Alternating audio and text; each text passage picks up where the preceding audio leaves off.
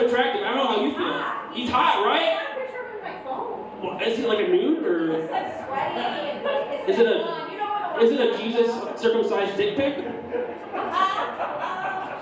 Not quite. All right.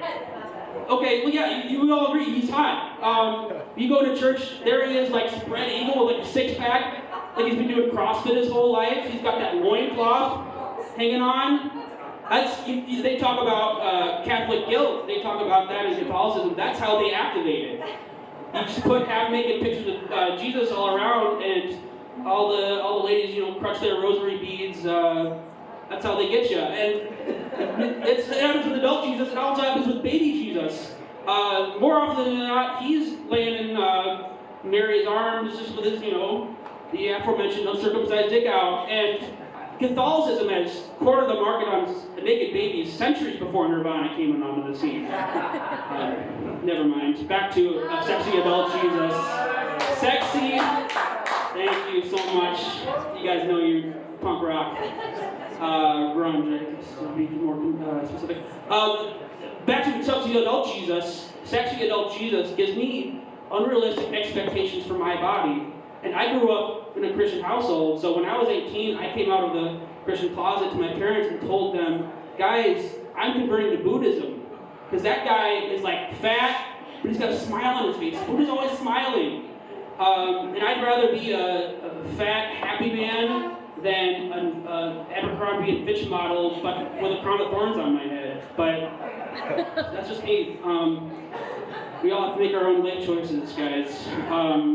But if I play all my cards right in this life, hopefully karma will be good to me, and I'll be reincarnated as a sexy Jesus-looking motherfucker. So keep in your prayers, guys. Whatever God you guys pray to, namaste. Thank you very much.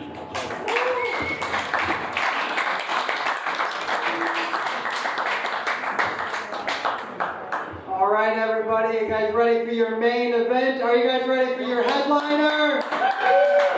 Make some noise. Come to the stage. Your headliner tonight is very funny, Tom Naylor.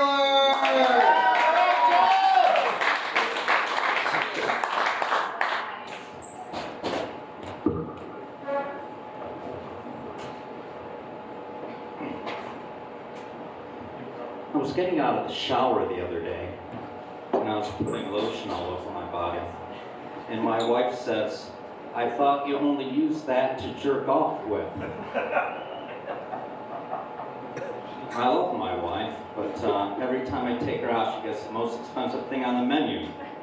Last time I took her out, she got a quarter pounder with cheese. My wife frantically calls me the other day. There's a light on in the car, there's a light on. I'm like, okay, and I Google it real quick, and it was the cruise control. I came home one time, and my wife was like, the electricity's out, the electricity's out. I'm like, okay. She goes, don't worry, I didn't flush the toilet. My wife is also very worried about our Amazon Prime shipping charges as well. Sometimes in the middle of the night, my wife goes to bed before me, and sometimes she'll come in the middle of the night and grab my cock and be like, oh, what are you doing? And she goes, I want to make sure you weren't jerking off.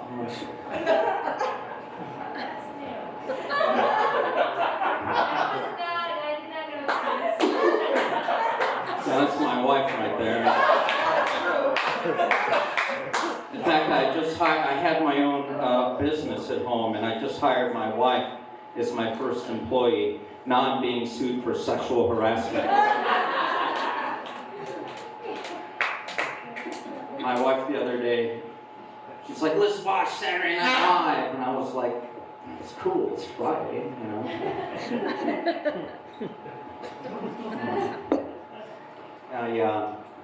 I decided, my wife and I decided a while ago that I should get a vasectomy. And so I went out and I got a vasectomy, and the doctor told me, he's like, you need to ejaculate at least 10 times to get everything out of the chamber, so to speak, because it's still in there. And so I went home and I said, the doctor told me I have to ejaculate 50 times. And I said, I'm going to need a little help, doctor's orders. So she went and got me a big jug of lotion.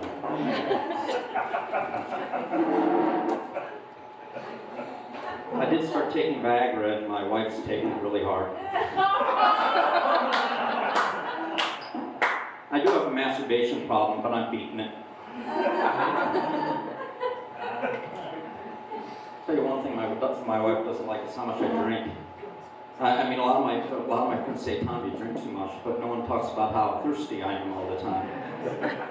Tom was so thirsty last night, he drank like 18 beers. Oh my gosh. I actually have a rare medical condition. The doctor told me about this. He goes, your body's not producing enough alcohol, so you're going to need to supplement that. I don't drink and drive, though. I mean, I drink at stoplights, but I figure I'd take up some hobbies so I could drink less. So I took up spelunking, which is, you guys know, it's a cave exploration. And so far I've been into 18 beer caves. I was reading a book about quitting drinking. So I quit reading that book. Yeah. But you know what?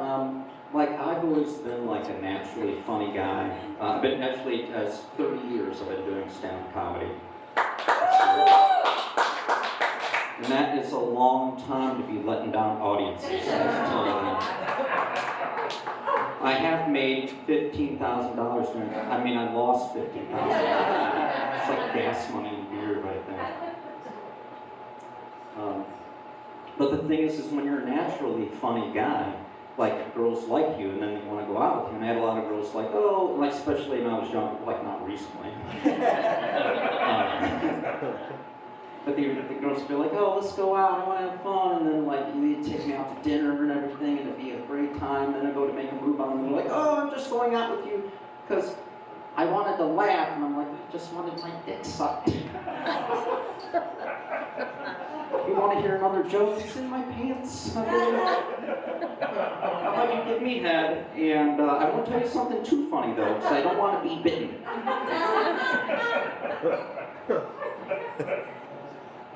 I'd much rather if girls just took me out to a chicken fight. I was hungry and thirsty the other day, so I went to Mass.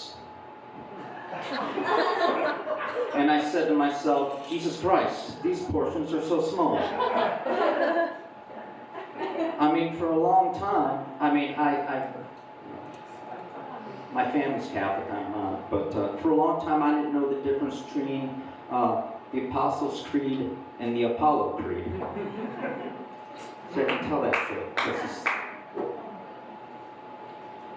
I wonder if the Apostles ever said to Jesus, you know what, that Jesus guy, we'll follow him, but his shit does not stink.